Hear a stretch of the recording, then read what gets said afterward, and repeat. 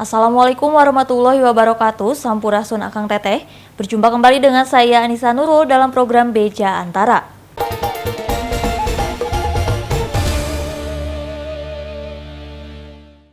Richard Eliezer alias Baradae pada Selasa 18 Oktober menjalani sidang perdana di Pengadilan Negeri Jakarta Selatan dengan agenda pembacaan dakwa. Kedatangannya dikawal tim petugas PN Jakarta Selatan, tim jaksa, serta tim lembaga perlindungan saksi dan korban mengingat status sebagai justice collaborator atau saksi pelaku.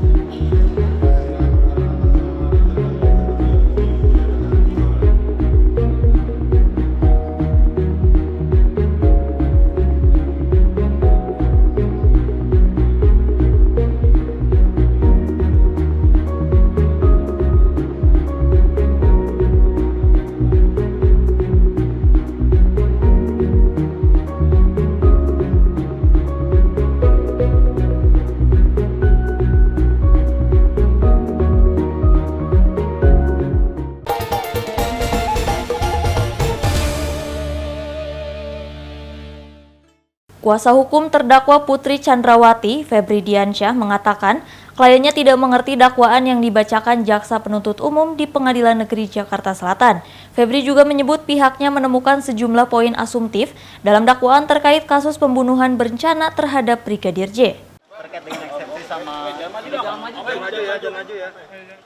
Kuasa hukum terdakwa Putri Chandrawati, Febri Diansyah, mengatakan kliennya tidak mengerti dakwaan yang dibacakan Jaksa Penuntut Umum JPU di Pengadilan Negeri Jakarta Selatan Senin 17 Oktober. Istri Ferdi Sambo tersebut tidak memahami dakwaan terkait kasus pembunuhan berencana terhadap Brigadir Nofriansyah Yosua Huta Barat atau Brigadir J. Febri menyebut pihaknya menemukan sejumlah poin dalam dakwaan JPU bersifat dugaan atau asumtif. Yang juga jadi perhatian kami adalah tadi seperti yang teman-teman lihat, Bu Putri tidak memahami apa sebenarnya yang didakwakan oleh Jaksa Penuntut Umum. Penjelasan panjang lebar dari Jaksa Penuntut Umum ternyata menurut kami, menurut Bu Putri, itu gagal menjelaskan dan menunjukkan sebenarnya apa peran Bu Putri. Karena kalau kita lihat dari uraian tadi, peran-peran yang diduga dilakukan Bu Putri dalam kasus ini cenderung sekali lagi selain bersifat asumsi. Febri menambahkan, bukan hanya dari saksi korban, pihaknya bakal menunjukkan bukti lain terkait persoalan dugaan kekerasan seksual yang telah didalami secara objektif dalam eksepsi. Pada sidang perdana perkara dugaan pembunuhan berencana Brigadir J, Putri Chandrawati didakwa melakukan pembunuhan berencana sebagaimana pasal 340 KUHP, junto pasal 55 ayat 1 ke 1 KUHP, subsidiar pasal 338 KUHP, junto pasal 55 ayat 1 ke 1 KUHP. JPU menyebutkan pembunuhan berencana dilakukan Putri bersama dengan suaminya, mantan Kadif Propam Mabes Polri Ferdi Sambo, Barada Richard Eliezer atau Baradae, Bribka Riki Rizal atau RR, dan Kuat Ma'ruf. Dari Jakarta, Aswar Muhammad, Rizal Fikri, Kantor Berita Antara, mewartakan.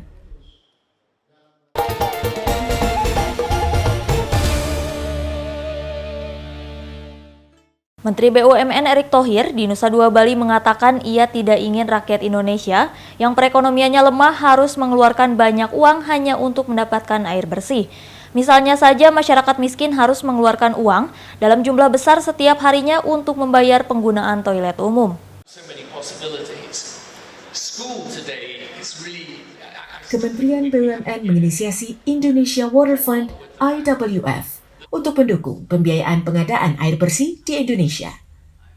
Menteri BUMN Erick Thohir melalui konferensi pers di Nusa Dua Bali Senin 17 Oktober mengatakan IWF lahir karena pihaknya menilai pemerintah memiliki keterbatasan dana untuk melakukan semua program yang baik bagi rakyat, termasuk penyediaan air bersih gratis untuk warga miskin. Erick menegaskan, pemerintah tidak ingin membiarkan rakyat dengan perekonomian di bawah standar, justru harus mengeluarkan biaya yang lebih mahal dari mereka yang kaya hanya untuk mendapatkan air bersih. Contohnya saja penggunaan toilet umum yang mewajibkan penggunanya membayar uang tunai sebesar Rp5.000 hingga Rp10.000 untuk keperluan mandi cuci kakus atau MCK. Ketika toilet aja harus bayar untuk mandi dan harganya Rp5.000 sampai Rp10.000. Berarti kalau kita mau buang air kecil sekali 3 kali sudah Rp15.000. Mandi sekali Rp25.000. Kalau ada satu keluarga di situ 100.000 hanya buat akses daripada toilet. Saya rasa nggak bisa hal ini didiamkan. Selain itu, Erick juga sepakat bahwa isu mengenai akses air bersih harus dijadikan perhatian dunia. Sebab, menurut data Organisasi Meteorologi Dunia, diperkirakan sekitar 5 miliar orang akan kesulitan mengakses air bersih pada 2050. Ini dikarenakan adanya penambahan populasi manusia yang tergolong masif setiap tahunnya, sehingga membuat akses terhadap air bersih kian tidak memadai. Dari Nusa Dua Bali, Afra Augesti, Kantor Berita Antara, mewartakan.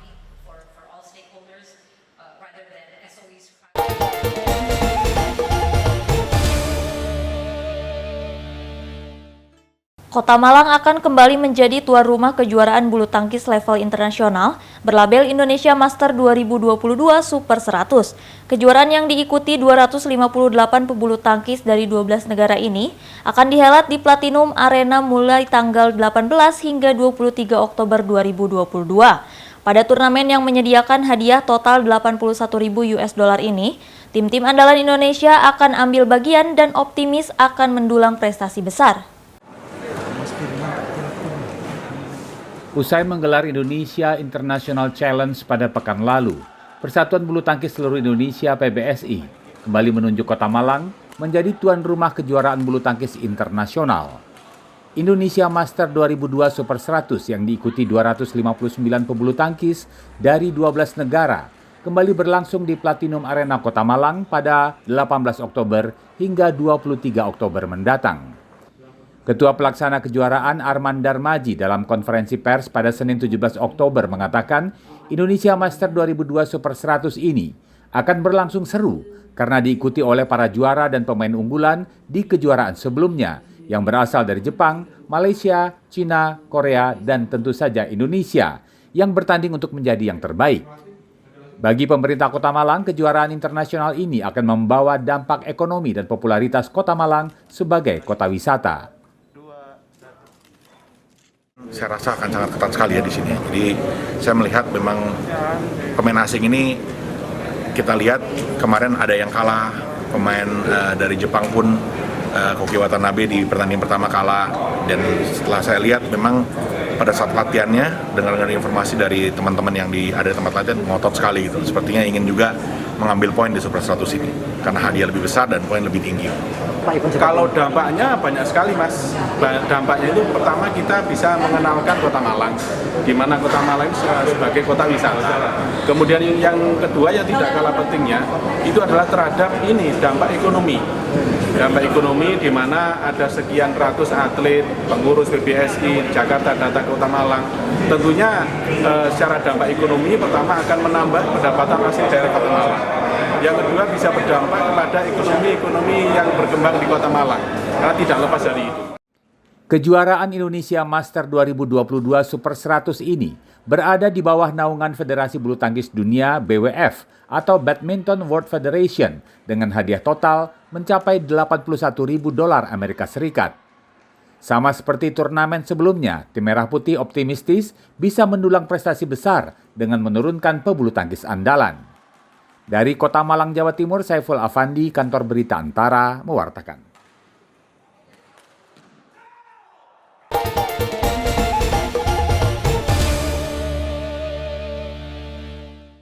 Purwanto, warga Dukuh Kebak RT 1 RW 13 Desa Wirun, Kecamatan Mojolaban, Sukoharjo, Jawa Tengah, membuat sebuah inovasi dari sampah plastik.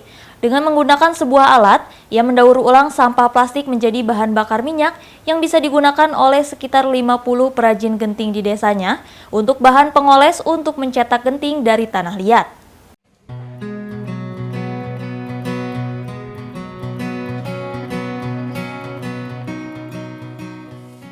Berawal dari keprihatinannya melihat sampah plastik yang menumpuk di kampungnya, Purwanto, warga Dukuh Kebak, Desa Wirun, Kecamatan Mojolaban, Kabupaten Sukoharjo, menyulap sampah plastik menjadi aneka bahan bakar.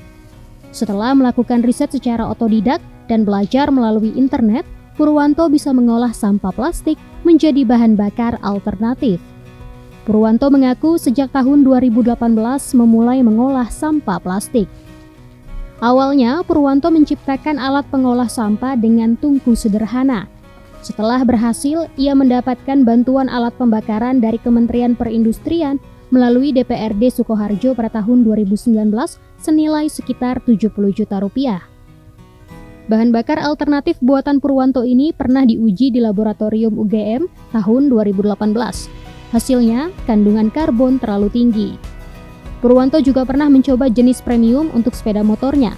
Dampaknya karburasinya mudah kotor karena banyak endapan. Sehingga bahan bakar alternatif yang dihasilkannya hanya digunakan untuk produksi genting yang ada di kampungnya. Bahan bakar alternatif itu dioleskan pada pelat besi untuk mencetak genting dari tanah liat. Di tempat saya ini saya gunakan untuk UMKM pengrajin genteng. Di RW saya, di RW 13 itu kurang lebih 50 pengrajin genteng yang ada di RW 13 ini. Dalam satu bulan mereka membutuhkan sekitar berapa itu Pak liter Pak? Kalau untuk satu pengrajin dalam satu bulan itu sekitar ya ada yang 20 liter satu pengrajin. Nah, tiap pengrajin buatnya genteng beda-beda. Paling minim itu 10 liter. Ada yang 20 liter. Sebagai sentra perajin genting, inovasi dari Purwanto ini digunakan oleh sekitar 50 perajin di desa ini sebagai pengoles cetakan genting. Salah seorang perajin mengaku solar yang dihasilkan dari sampah buatan Purwanto bisa lebih licin daripada solar yang biasa mereka beli sebelumnya. Ya ada, kan kelebihannya itu gini nih, seandainya tuh pakai yang bahan yang lama itu kan di mana kan kelet, istilahnya itu kelet. Kalau yang pakai yang sekarang itu bagiannya bisa licin gitu loh, bisa istilahnya itu keplek itu nggak kelet gitu. Sudah berapa lama menggunakan yang dari plastik ini Pak? Nah, saya itu menggunakan kan sudah ya sekitar 2 tahunan. Dalam satu hari butuh berapa Pak? Dalam satu hari perkiraan saya 5 liter. Proses pembuatan bahan bakar alternatif yakni pertama dari mengeringkan dan memilah sampah plastik, kemudian dibakar di dalam tungku. Asap dari hasil pembakaran itu akan menguap dan meneteskan cairan bahan bakar alternatif. Untuk 20 kg plastik butuh 6 jam pembakaran dan menghasilkan 18 liter dalam bentuk solar, minyak tanah, dan premium. Harga BBM dari plastik buatan Purwanto ini dijual bervariasi, di mana solar dan premium dijual dengan harga Rp7.000 per 1,5 liter dan minyak tanah Rp9.000 per 1,5 liter. Dari Sukoharjo, Jawa Tengah, Denik Apriani, Kantor Berita Antara, mewartakan.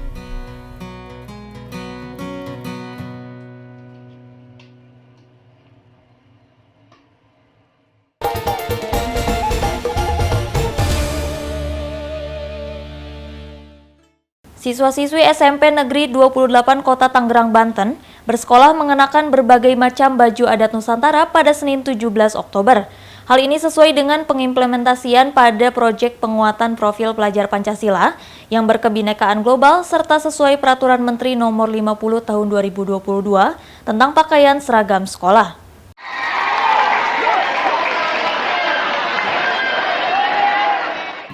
Siswa-siswi bersama tenaga pengajar di Sekolah Menengah Pertama SMP Negeri 28 Kota Tangerang, Banten hadir ke sekolah dengan mengenakan berbagai macam pakaian adat istiadat Nusantara Senin 17 Oktober. Bahkan setiap kelas diminta unjuk bakat saat mengenakan pakaian adat yang dikenakan yang bertajuk Akrab atau Ajang Kreasi dan Bakat dalam Kebinekaan. Ajang ini sekaligus untuk mengimplementasikan perwujudan proyek penguatan profil pelajar Pancasila yang berkebinekaan global. Kepala SMP Negeri 28 Kota Tangerang Saronih mengungkapkan pihaknya menyarankan agar siswa mengenakan pakaian adat istiadat dengan maksud untuk menumbuhkan rasa cinta budaya bangsa karena kini tengah mengedepankan program proyek penguatan profil pelajar Pancasila atau P5.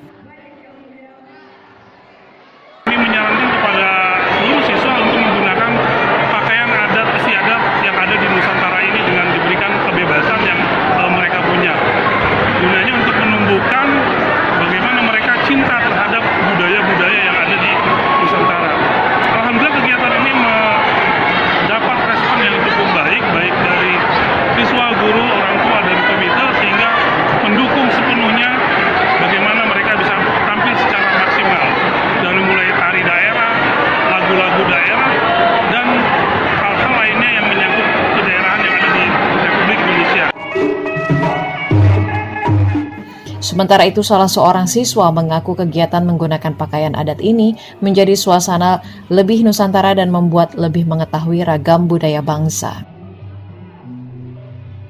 Menurut saya, dengan adanya kolaborasi antara P5 ini membuat acara akrab kita tuh lebih suasananya tuh Nusantara banget gitu. Jadi kita jadi tahu nih budaya-budaya dari berbagai daerah. Selain penerapan proyek penguatan profil pelajar Pancasila, juga sesuai dengan Peraturan Mendikbudristek Nomor 50 Tahun 2022 tentang seragam sekolah termasuk di dalamnya penggunaan baju adat saat kegiatan belajar mengajar di sekolah. Dari Kota Tangerang, Banten, Agung Andika Indrawan, Kantor Berita Antara mewartakan.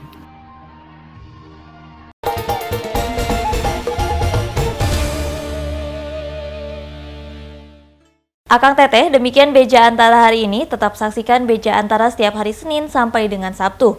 Tidak terasa 15 hari menuju analog switch off. Bagi Akang Teteh yang ingin mendapatkan tayangan yang jernih dan juga canggih, segeralah beralih ke TV digital. Saya Anissa Nurul beserta kru yang bertugas pamit undur diri. Terima kasih. Wassalamualaikum warahmatullahi wabarakatuh.